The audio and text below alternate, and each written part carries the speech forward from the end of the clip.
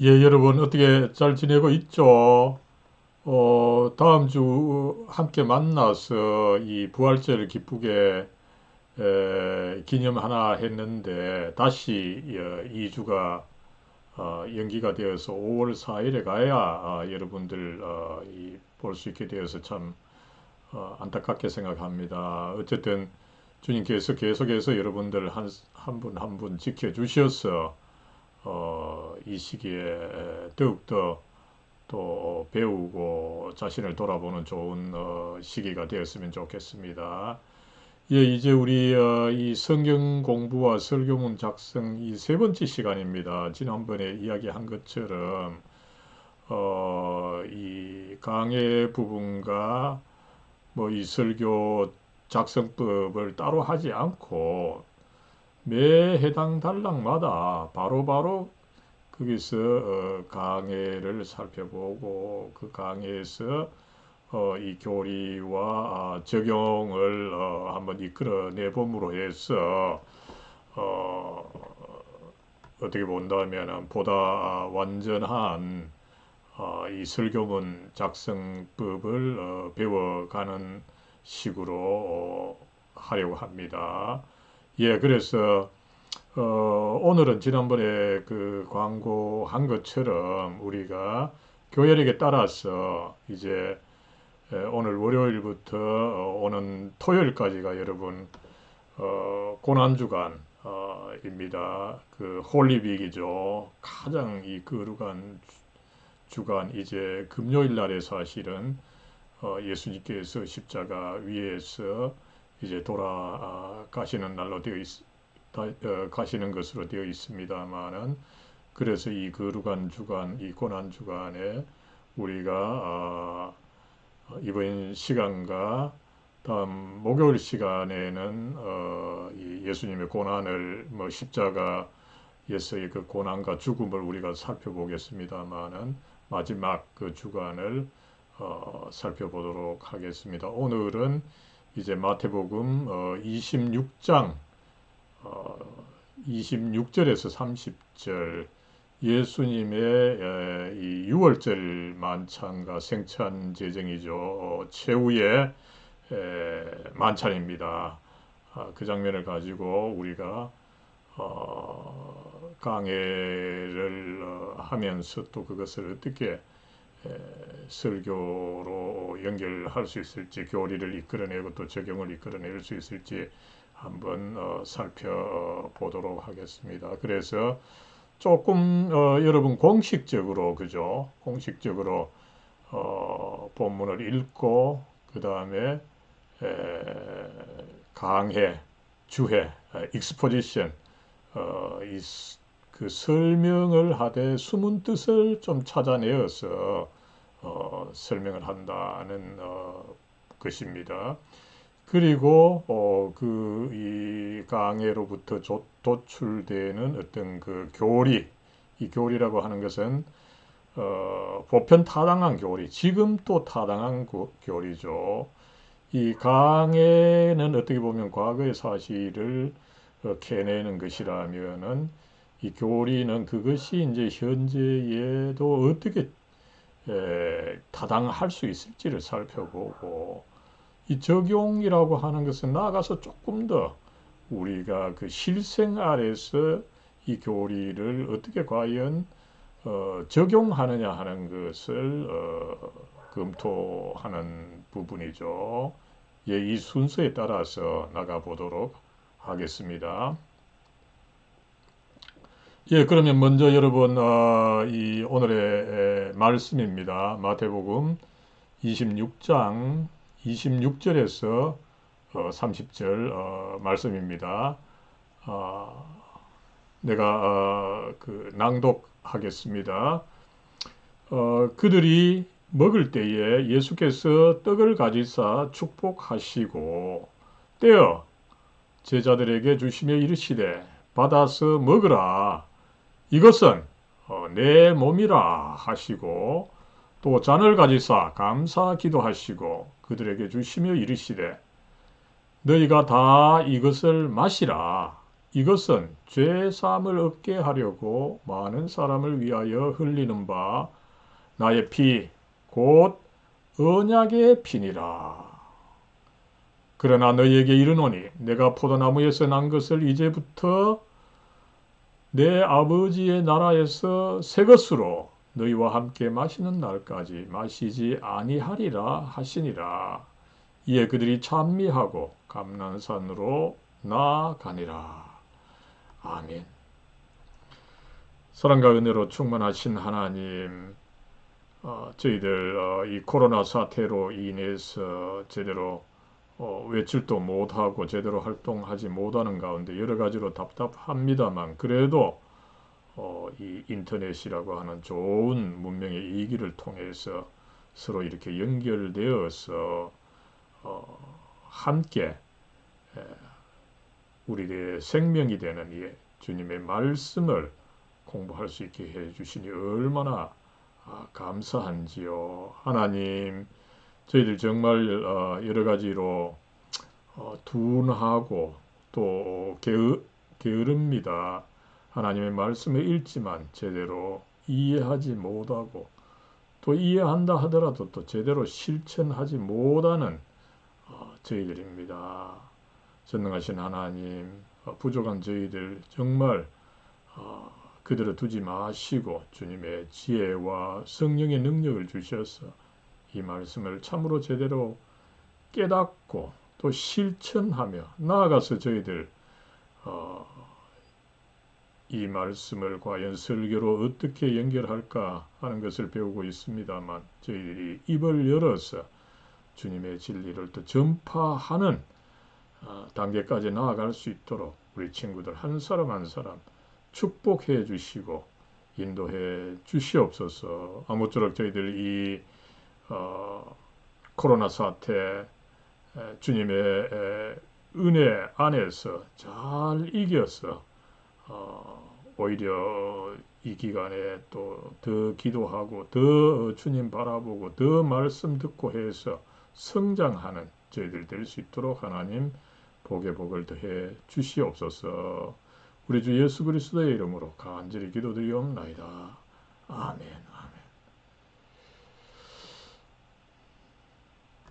예, 그러면 여러분 먼저 이 강의 이 숨은 뜻을 한번 살펴보죠.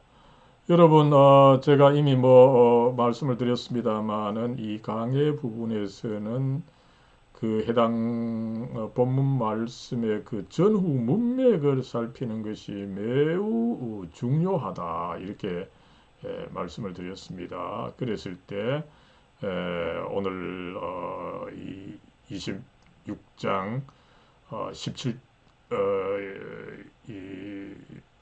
오늘의 말씀 26장의 말씀이죠. 이 말씀이 과연 어디 쯤에 위치해 있는지를 우리가 한번 살펴보도록 하겠습니다. 먼저 오늘 말씀이 이제 26장에 나오죠. 26장에 나오는데 이제 그 전에 특별히 이제 그 오늘 사건이 사실은 예수님의 그 마지막 주간, 이 고난 주간, 거룩한 주간에 생긴 일이라고 하는 것을 말씀을 드렸는데, 그 시작이 사실은 여러분 이 종료주일, 우리가 어제 지켰죠. 종료주일에 예수님께서 예루살렘에 입성하심으로써 시작했는데, 그것이 21장부터 시작이 되고 있는 거죠.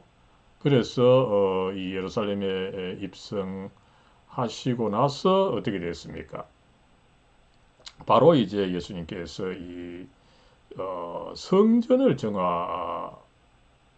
올라가셔서 성전을 정화하셨고, 이것을 우리가 지난 시간에 공부를 했던 거죠. 그리고 나서 이제 예수님께서 그전처럼 여러 가지 비유와 이제 가르침을 베풀어 주시고, 그래서 이제 21장, 22장, 23장까지 이제 이런 그 비유와 가르침들이 많고, 그러나 여기서도 조금 더 이제 그전과는 조금 다른 가르침이죠. 조금 어떤 심판의 내용이 있달지, 그죠? 그리고 나서 이제 24장에 가서 이제 성전이 무너질 것이다. 돌 하나 위에 돌이 없게 될 정도로 정말 완전히 그 무너질 것이라고 하는 것을 예언을 하셨는데, 이것은 어떻게 보면은 요한이 그걸 잘 밝혀줬죠. 이 성전이 흘린다는 것은 예수님 당신의 몸이 흘리게 된다 하는 것을 그 의미한다는 것을 우리가 살펴본 바가 있습니다. 그러면서 이제 어떻게 됩니까? 24장, 25장에서는 이 재난의 징조, 그 다음에 재난에 이제 어떻게 준비하겠느냐, 이런 것을 이제 가르치셨고, 그리고 여러분 이제 26장에 오게 되면은 이제 본격적인 이제 그 위기가 있게 되는 것을 알 수 있는 거죠. 예수님을 그 죽이려는 유다가 이제 결국은 배반하게 됩니다만은 그런 식으로 이제 모의가 있고 배반이 있고 이런 식으로 이제 진행을 하게 되는 것을 알 수가 있습니다. 그 어간에 그 한 여성이 예수님의 참 그 순전한 나르드 향유, 엄청 그 비싸고 향기로운 향후를 이제 부어드리는 참 아름다운 사건 또 하나 있긴 했습니다만은, 전반적으로 이제 위기가 조성되고 있다라고 하는 것을 우리가 알 수 있고요. 그리고 이제 26장 17절에서 30절까지 좀 길게 이제 목요일이 됩니다. 오는 목요일 날 이제 오후 한 4시, 5시쯤 시작하는 거죠. 6월절 식사가 이제 시작이 되고, 그 6월절 식사에 이제 마지막 부분에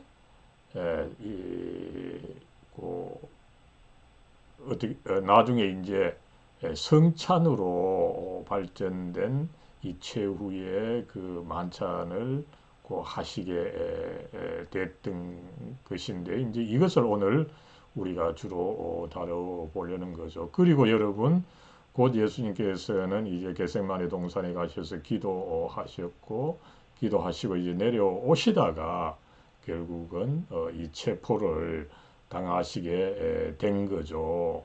그렇게 볼 때에 이 오늘의 말씀은 어떻습니까? 굉장히 중요하다. 위기의 시점이다. 곧 이제 예수님께서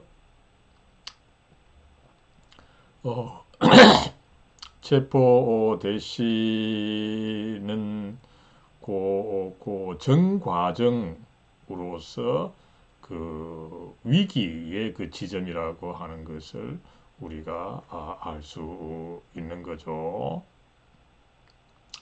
예, 그랬을 때 우리로서는 일단은 예수님께서 이제 지금 그 마지막 6월절 만찬을 하시면서 그 만찬에서 이제 당신의 몸과 피를 의미하는 이 빵과 포도주를 제자들에게 나눠 주심으로 해서 이 성찬을 제정하신 것을 우리가 알 수가 있는데, 그 원형이 여러분 6월절 그 다음에 6월절 식사라고 하는 것을 우리가 알 수가 있는 거죠. 그랬을 때 우리로서는 이 6월절 식사를 조금 이해할 필요가 있다고 보겠습니다. 여러분, 이 전통적인 유대인 가정에서 이제 유월절 식사를 하는 모습을 그 묘사하고 있습니다만, 일단 여러분 6월절입니다. 그죠? 6월절은 지난번에 이제 부활절 하고 맞물려 있는 거죠. 그러다 보니까 그 날짜를 정하는 것이 어떻게 됩니까?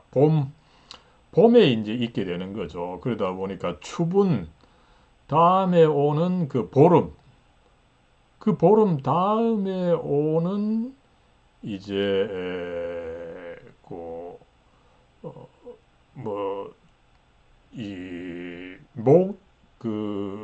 안식일이 되는 거죠. 안식일 전에 이제 이 목요일부터 어쨌든 그 시작을 하게 됩니다만은 그때 이제 6월절인데 성경에 보면은 17절에 보면 무교절이라고 이야기가 나오고 있습니다. 이 무교절이라고 하는 것은 무교병, 그 빵에다가 누룩을 넣지 않아서 이제 어, 딱딱하게 된 빵을 일컫는 거죠. 그 무교병을 이제 누룩 없는 빵을 일주일간 먹으면서 절기를 지내게 되는데, 그 첫날이 사실은 6월절이 되는 것입니다.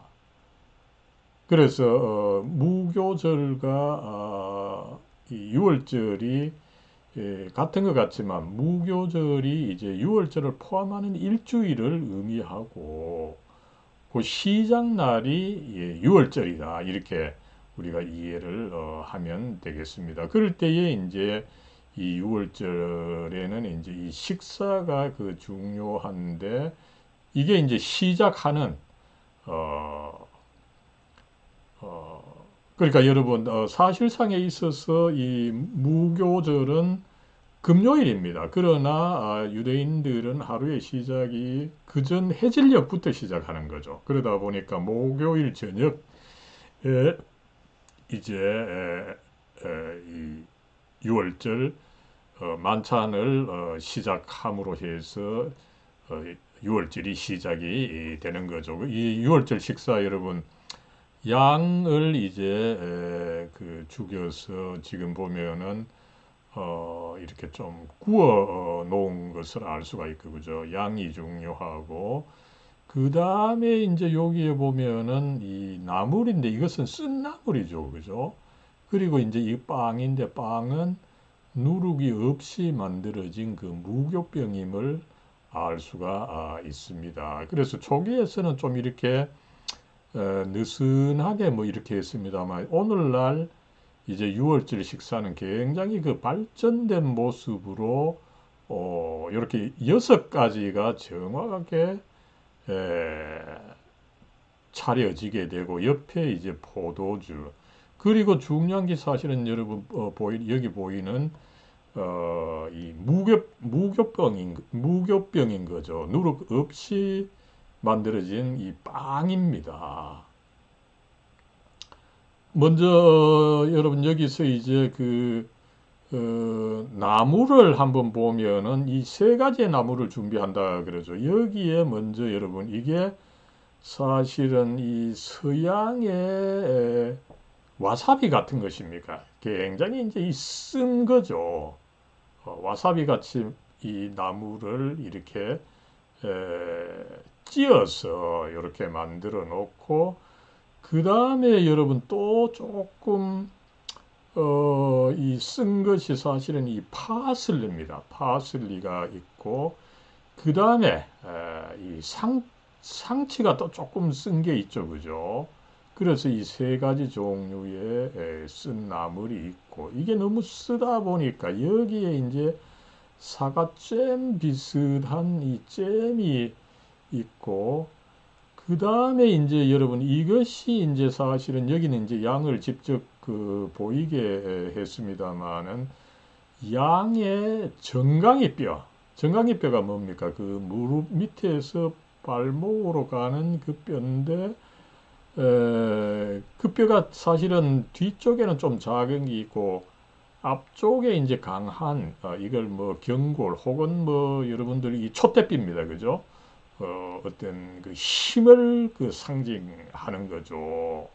이 어, 여러분 그 다리 특별히 양에 있어서는 그 뒷다리 그 힘을 쓰는 뒷다리에 이 전갱이 그 중요한 이 힘을 쓰는 부분을 어, 이 어쨌든 전갱이 뼈가 의미합니다만은 또 흥미롭게도 어땠으면 살도 거의 없죠, 그죠? 쓴나물에 그죠? 어, 또 이제 이 전갱이 뼈 그리고 요 계란인데 계란은 여러분 어떻습니까, 그죠? 이 닭들이 사실은 겨울에는 알을 잘 낳지 않는 거죠. 그래서 이제 봄이 되면서 알을 아마 처음 낳은 그 계란입니다. 그 아주 그 신선한 어떤 생명을 상징하는 거죠. 그래서 아무쪼록 뭐 전반적으로 본다면은 이 쓴나물과 그다음에 살점이 없는 이 정강이 이 정강이 뼈 그 다음에 또 누룩을 넣지 않아서 딱딱한 그 이 빵 그죠? 전반적으로 사실은 이 형편없는 식사예요. 지금 뭐 보기에는 좀 어, 괜찮아 보이지만 뭐 다이어트 무슨 식단처럼 보이지만 그죠? 어, 그래서 이제 이런 식사를 이제 함으로 해서 어떻습니까? 옛날 이스라엘 민족이 그 이집트에서 노예 생활한 거 BC 1300년 그 이전이죠. 그때 이제 노예 생활을 한 것을 회상하고 이제 우리는 더 이상 노예가 아니다. 하나님의 율법을 따르는 자유인이다.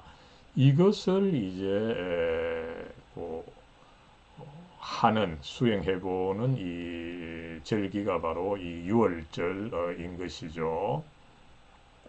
그랬을 때 이제 그 이런 어떤 유월절 식사의 그 의미를 중시한다는 것을 우리가 알 수가 있습니다. 그래서 먼저는 어떻습니까? 유월절 이 전통의 의미를 받아들이면서도 그걸 또 예수님께서는 그대로 하지 않죠. 나중에 이제 그런 유월절의 식사를 이제 승화하는 의미에서 새로운 의미에서 성찬을 제시하는 것을 우리가 알 수가 있죠. 그러나 먼저 이제 이 전통을 나름대로 조금은 받아들이시는 거죠.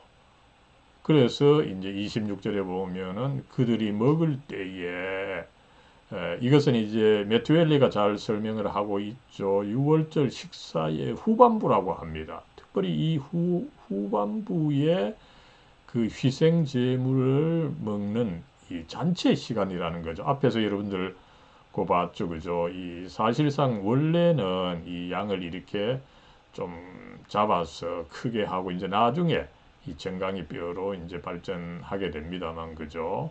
그래서 이 희생 제물을 먹는 이 잔치의 시간이고 아무쪼록 이 유월절 식사에서는 이 무교병을 먹고 그 다음에 쓴 나물과 양의 정강이 뼈를 먹는 것은 뭐를 의미합니까? 나쁜 조건에서의 삶이라는 거죠. 정말 그 노예의 삶입니다. 노예의 삶이 어떻습니까? 정말 참 일을 뼈 빠지게 해야 되는 거죠. 그러면서도 제대로 먹지를 못하는 그런 삶입니다. 낮은 삶이죠. 겸비의 삶입니다. 그래서 요한은 이 겸비의 의미를 굉장히 중시를 하는 거죠. 그래서 요한은 흥미롭게도 이 최후의 심판을 보도하면서 사실상 가장 중요한 행위가 예수님께서 제자들의 발을 씻어 주신 것이다. 왜 특별히 그 유월절 식사에서 발을 씻었다고 요한이 그 이야기를 합니까? 유월절 행사 전체, 특별히 이 유월절 그 식사, 그죠? 이 자체가 어떤 그 겸비의 어떤 그 상태를 그 나타내는 것이고, 그것을 예수님께서 몸소 실천하셨다, 이렇게 요한은 이야기를 하고 있는 것입니다. 그 다음에 여러분 이 중요한 것이 예수님께서 그 유월절 희생양으로서 자기를 그 희생하시고 나아가서 그 당신의 이제 양의 살과 피가 아니라 예수님 당신의 살과 피를 주신다. 이것을 예수님께서 가르치신다. 이렇게 우리가 알 수가 있는 거죠. 여러분, 앞에서 유월절 그 식사를 살펴봤는데 유월절의 역사적 근거를 이 시간에 잠깐 한번 살펴보면은 이거에 대해서 이제 출애굽기 그 12장 전후에 잘 그 설명을 하고 있기 때문에 여러분들 시간 되면은 출애굽기 12장을 한번 읽어보기를 바랍니다. 여기서는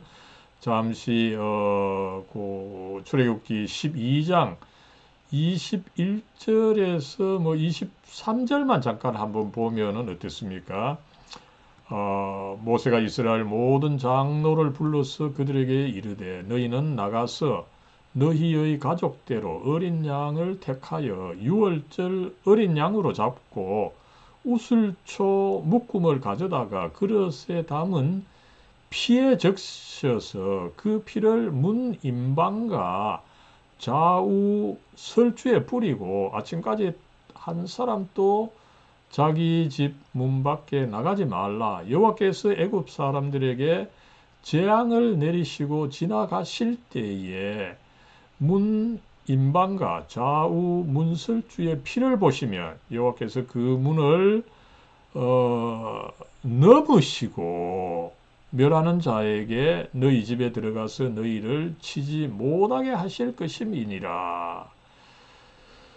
예, 여러분, 여기서 이제 어떻게 보면은 조금 이 잔인한 것 같은 모습이 나옵니다만 어떤 일이 있었습니까?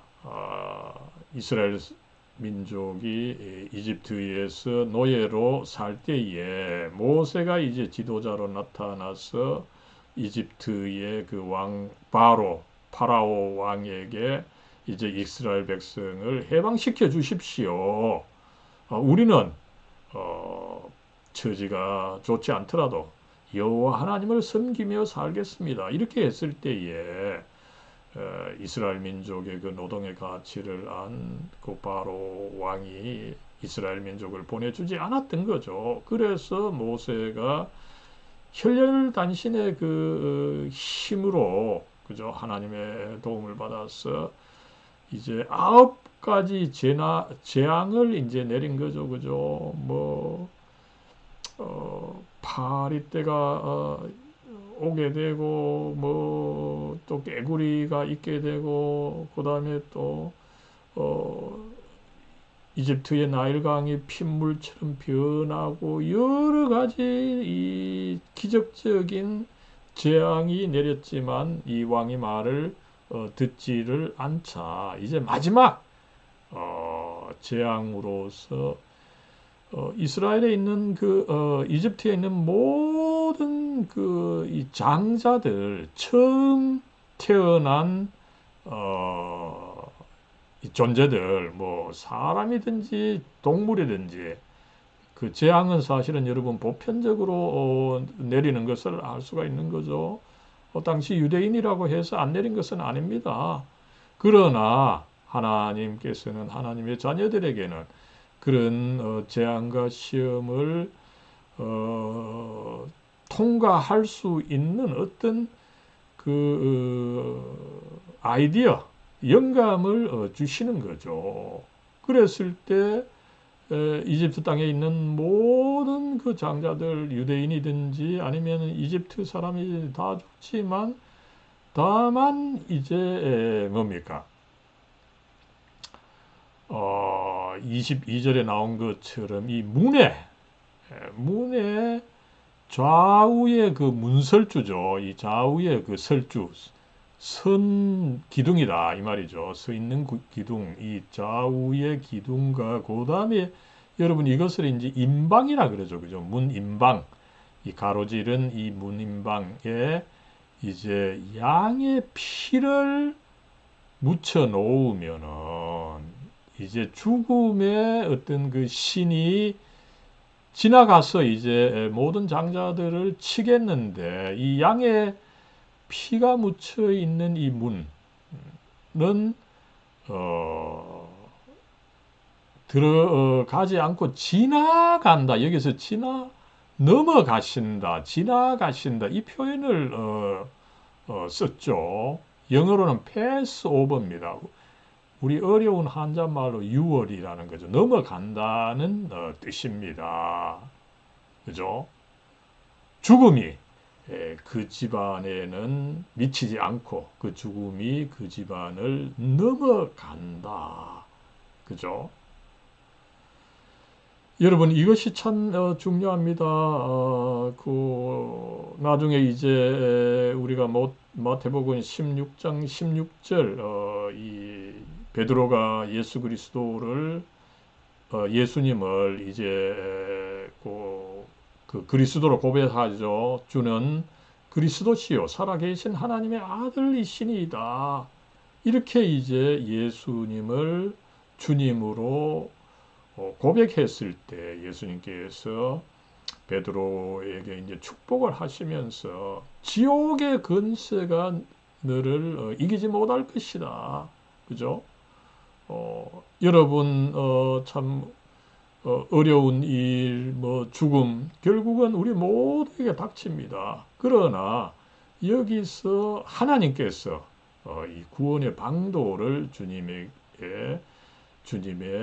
백성들에게 가르쳐 주어서 그것을 넘어가게 해 주시는 것을 우리가 살펴볼 수가 있는 거죠. 그럴 때 이제 여기서 이제 구약 시대 때는 양의 피를 발랐습니다. 그러나 이 양의 피 여러분 물론 그 당시에는 효과가 있겠지만 이게 앞으로 계속 영원한 효과는 없게 되는 거죠. 그래서 이 모든 이 양의 피를 비교할 수 없이 강하게 비교할 수 없이 강하고 그것을 능가해서 완전한 피로 이제 이 주님의 백성들을 이제 멸망에서 이제 구하시기 위해서 이 양의 피보다 훨씬 완전한 피가 필요했는데 바로 예수님의 피가 되고 우리가 그 피를 바르고 의지할 때에 이 사망에서 벗어나서 생명으로 들어가게 된다라고 하는 것을 이제 나중에 완전히 그 교리로 확정하게 됩니다만 여기서 여러분 우리는 그 어떤 예비적인 것을 볼 수가 있는 거죠. 그래서 예수님께서는 당신께서 곧 이제 유월절 식사 아닙니까? 이 유월절 식사하는 자리에서 유월절 양으로서 당신의 몸과 이 피를 이 성찬으로 주셔서 우리가 이 죽음을 이기게 해 주시는 참 귀중한 어떤 그 가르침과 더불어서 그것을 이제 의식으로서 시행할 수 있도록 성찬식을 제정해 주시는 것을 우리가 알 수 있는 거죠. 예, 그래서 여러분 이런 인재 사상을 저의 사상이 아니라 이미 성경에 여러 군데에서 이제 제시가 되고 있는 것을 알 수가 있는데 이 메투헬리가 이런 것을 잘 그 파악해 주고 있죠. 그래서 메투헬리의 그 책에 보면은 고린도전서 5장 7절 우리의 유월절 양 곧 그리스도께서 희생되셨느니라. 그리스도께서 바로 이 유월절 양이시고 희생이 되셨는데 그저 이렇게 희생이 되면서 사라진 것이 아니라 예수님 당신의 그 살과 피를 우리에게 주시도록 그 성찬을 제정해 주셨다라고 하는 것을 우리는 알 수가 있는 거죠. 그리고 요한복음은 예수님께서 보라 세상 죄를 지고 가는 하나님의 어린 양이로다. 이렇게 예수님께서 이 유월절 어린 양이시라고 하는 것을 성경 여러 군데서 이렇게 제시하고 있는 것을 우리가 살펴볼 수가 있습니다. 예, 이제 그 강해 부분을 그렇게 세 가지로 살펴봤고 이 강해로부터 여러분 오늘날 우리에게 타당한 어떤 그 가르침 교리를 어떻게 이끌어 낼 수가 있습니까? 먼저는 이 요한복음이 전하는 대로의 이 최후의 만찬이죠. 요한은 예수님께서 제자들의 발을 씻어 주셨다. 자기 희생이다. 이 유월절 식사가 나름대로 그런 의미가 있었다라고 하는 것을 우리가 이야기를 할 수가 있고 나아가서 이제 두 번째로는 뭡니까? 이제 사실은 지금 이게 목요일 저녁입니다. 그 다음 날 금요일에 예수님께서 오후 3시에 결국은 돌아가시는 것으로 됩니다만은 어떻게 본다면은 이 십자가 최후의 만찬이 바로 이 십자가 사건을 예비하고 보여주는 하나의 그 서곡이었다. 이렇게 우리가 파악을 할 수가 있다는 거죠. 그래서 이제 우리로서는 이제 세 번째로는 이제 예수님께서 우리를 위해서 그 몸과 피를 주십니다. 근데 여러분 어떻습니까? 단순히 2000년 전에 그렇게 그 당시 사람들에게만 그 주신 것으로 끝이 났다 그러면은 그 의미가 상당히 그 덜하게 되는 거죠. 그랬을 때 예수님께서는 후세대의 모든 그리스도인들이 나름대로 이 그리스도의 살과 피를 받도록 하나의 예식으로서 성찬식을 제정해 주신 것을 우리가 알 수가 있습니다. 그렇게 해서 그 예수님의 그 희생의 의미가 당대 그 사람들뿐만 아니라 후세의 모든 그리스도인들이 다 누릴 수 있도록 해 주셨다라고 하는 것을 알 수가 있습니다. 이제 네 번째는 조금 이제 교리적인 부분이죠. 여러분 여기서 우리가 예수님께서 그 당신의 살과 이제 피를 주실 때 그 장면과 그 말씀을 정밀하게 이해할 때는 어떻습니까? 이 빵과 포도주가 예수님 당신의 실제적 몸과 피는 아니었다라는 것을 알 수가 있는 거죠. 이로써 우리는 이 가톨릭 교회가 주장하는 바의 화채설, 그다음에 루터파 교회가 주장하는 바의 공제설을 우리가 받아들이기가 힘들다라고 하는 것을 알 수가 있습니다. 이것은 좀 중요하다 보니까 다시 한번 보면은 여러분 26절에서 예수님께서 받아서 먹어라. 이것은 내 몸이니라. This is my body. 이렇게 이제 말씀을 하셨을 때 이것을 어떻게 해석해야 되나? 특별히 이것은 내 몸이다. 이렇게 했을 때 이것이 도대체 뭐를 의미하느냐? 여기서 이제 그 메투엘리가 좋은 그 해석을 제시하고 있죠. 여기서 이것은 이 헬라어에서 아우토스가 아니다라는 거지.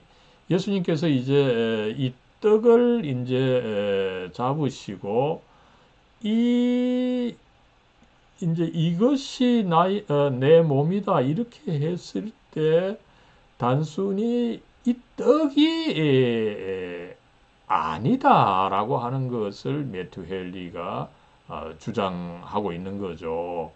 오히려 그 대명사가 투토로 쓰였다는 거죠. 이렇게 먹고 마시는 그 행위가 내 몸이다. 이것을 이제 주장한다고 메투헬리는 이야기를 하고 있는 것입니다. 여기서 이제 뭐를 조금 더 설명을 보면 어떻습니까? 이제 이것이라고 하는 것은 실질적으로 내 몸이다 라는 것이 아니라 몸을 뜻한다. 그리고 몸을 대변한다. 이러는데 여러분 이 부분을 그 원문으로 메투엘리 주석의 그 원문을 살펴보는 것이 좋죠.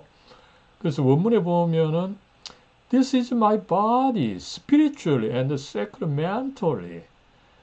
This signifies and represents my body. 그래서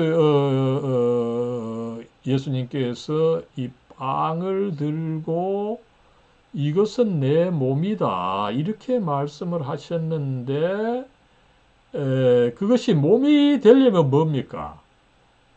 이것 들고 있는 이 빵이 사실은 빵이 아니라 당신의 이 살을 찢어서 제시하면서 이것은 내 몸이다 이렇게 하는 것이 마땅했던 거죠. 그러나 예수님께서 당신의 살을 찢어서 이것은 내 몸이다 하지 않으시고 빵을 들고서 이것은 내 몸이다 이렇게 말씀을 하셨다 보니까 여러분 무슨 뜻입니까? 이것은 내 몸을 의미한다. signifies. 그리고 represents. 여기서 represent 한다라고 하는 것은 물론 대변한다는 뜻도 있지만 다시 드러낸다 이런 그 뜻이 있습니다. 그죠? 그래서 어쨌든 전체 문맥으로 보면은 예수님께서 당신의 살을 가지고 그렇게 하신 것은 아니다 보니까 이것을 그 의미한다라고 해석하는 것이 바르다라고 하는 해석인데 그러나 가톨릭 교회나 루터파는 뭡니까? 빵 이퀄 예수님의 몸 이렇게 생각을 하는 거죠. 이것을 이제 나타내기 위해서 가톨릭 교회에서는 그 성찬에서 그 빵을 가지고 예수님 이 신부님이 축사하면은 그 빵이 예수님의 몸으로 변한다, 몸이 된다, 몸이다 이렇게 주장을 하는 겁니다. 여기서 signify를 is로 완전히 해석을 하는 거죠. 그러나 그런 해석은 맞지 않다라고 하는 것을 알 수가 있고 이 점에 있어서 이제 메투엘리는 또 그 아주 유용한 이제 예를 제시하고 있죠. 여러분 우리가 이제 햇볕을 태양을 받습니다. 그죠? 해를 이제 받죠.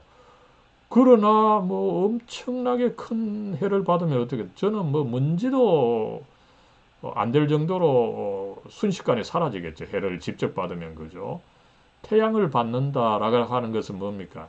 태양이 비치는 그 빛을 받는다는 거죠. 그래서 여러분 우리가 그리스도를 받는다라고 할 때 무슨 뜻입니까? 그리스도 몸 자체를 받는 것이 아니라 그리스도의 은혜를 우리가 받아서 누리는 것이다. 이렇게 볼 수가 있는 거죠. 그래서 이 성찬에서 그 빵 자체가 그리스도의 몸이다. 몸으로 변한다. 그 몸과 함께 있다. 이런 화채설과 공제설은 조금 맞지 않다라고 하는 것을 우리가 알 수가 있는 것입니다. 이제 여러분 마지막으로 이 교리를 과연 어떻게 우리의 그 현실의 삶에서 적용할 수 있겠습니까? 먼저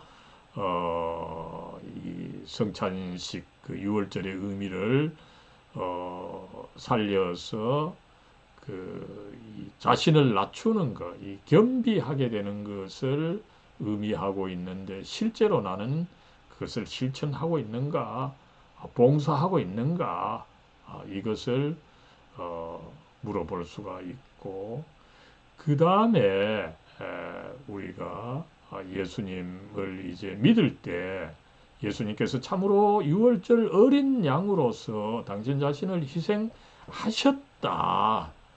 이것을 우리가 받아들여야 되는데 여러분 요사이 여러 가지 이제 좀 이 자유로운 신학, 이 해방 신학, 민중 신학 또 나아가서 사실은 여호와의 증인도 마찬가지죠, 그죠? 이런 데서는 모두가 예수님께서 이런 희생의 의미가 아니라 그저 기득권에 반대하다가 기득권으로부터 비참하게 그 정치적으로 희생당하셨다라고 하는 것을 강조를 하면서 예수님 당신께서 유월절 어린 양으로서 당신 자신을 희생시켜 주셨다 이런 의미를 거의 가르치지 않고 있는 것을 우리가 알 수가 있는 거죠. 이럴 때 예수님께서 참으로 이 유월절 어린 양으로서 당신께서 당신 자신을 희생의 제물로 드리셨다. 이것을 믿는 것, 이해하고 믿는 것이 예수님 이해에 있어서 굉장히 중요한 부분이라고 하는 것을 알 수가 있는 거죠. 이제 세 번째로 이 성찬을 우리가 잘 이해하고 받아들이고 있느냐. 이 성찬에서 이 빵과 포도주는 이 예수님의 몸과 피를 의미한다라고 하는 거. 그러나 이 예수님의 몸과 피는 아닙니다. 그러나 거기에 예수님의 실제 몸과 피는 있지 않더라도 예수님의 이 몸과 피와 함께 하시는 이 성령께서 함께 하셔서 이 성령께서 오히려 우리를 하나님 우편에 앉아 계시는 그리스도와 함께 연결시켜 주신다라고 하는 것. 이것을 이제 사실상에 있어서는 이 세계 개혁교회 장로교회, 특별히 이 개혁교회 장로교회에서 중시하는 하이델베르크 요리문답에서 이 강조하고 있는 것을 알 수가 있습니다. 이런 이제 이 성찬이 예수님의 몸이라기보다는 오히려 이 성령께서 함께 하신다.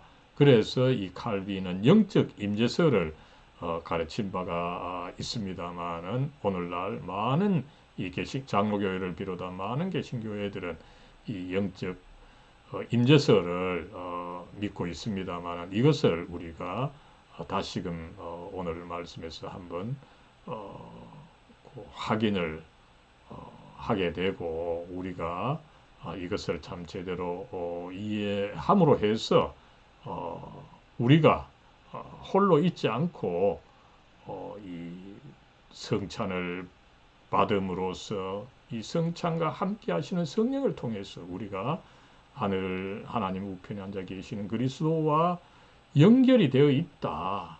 우리는 그의 하이델베르크 요리문답은 그렇게 표현하고 있죠. 우리는 그리스도는 하늘에 계시고 우리는 땅에 있을지라도 그 중간에 계시는 성령을 통해서 우리가 하나님의 그리스도의 뼈 중에 뼈요 살 중에 살이 된다라고 하는 것을 우리가 이해하고 믿어야 된다. 이것을 우리가 알 수가 있는 것입니다.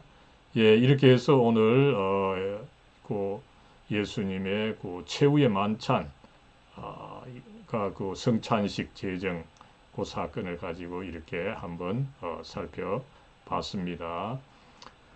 사랑과 은혜로 충만하신 하나님, 저희들 이렇게 인터넷상으로지만 함께 또 공부하면서 특별히 이 저희들의 생명과 이 구원의 말씀 이 되는 주님의 말씀을 또 공부할 수 있게 해주시니 감사합니다. 이 고난주간, 거룩한 주간, 이 엄중한 시간에 예수님께서 이제 마지막 만찬 석상에서 그렇게 죽음을 앞두시고서도 죽음을 피하지 않으시고 나아가서 이 제자들을 섬겨주시고 나아가서 또 당신의 몸과 살을 주시는 것을 의미하는 이 성찬식을 제정해 주셔서 우리 성도들을 이렇게 참 주님과 그 연결 시켜 주신 것 참으로 감사를 드리옵나이다. 이제 저희들 주님께서 그렇게 참 십자가 죽음을 앞두시고서도 당신의 길을 그렇게 걸어가셨던 것처럼 저희들도 저희들의 길을 또 묵묵히 갈 수 있게 해주시고 그러는 가운데 아무쪼록 예수님 당신께서 당신의 몸과 피를 그렇게 주신 것처럼 우리들도 나름대로 조금씩 희생을 하고 저희들 이 성찬식과 여러 가지 은혜를 통해서 예수님과 연결되어 이 참 생명의 길을 가고 있음에 저희들 감사하면서 나아갈 수 있는 저희들 될 수 있도록 하나님 복의 복을 더해 주시옵소서. 우리 주 예수 그리스도의 이름으로 간절히 기도드리옵나이다. 아멘.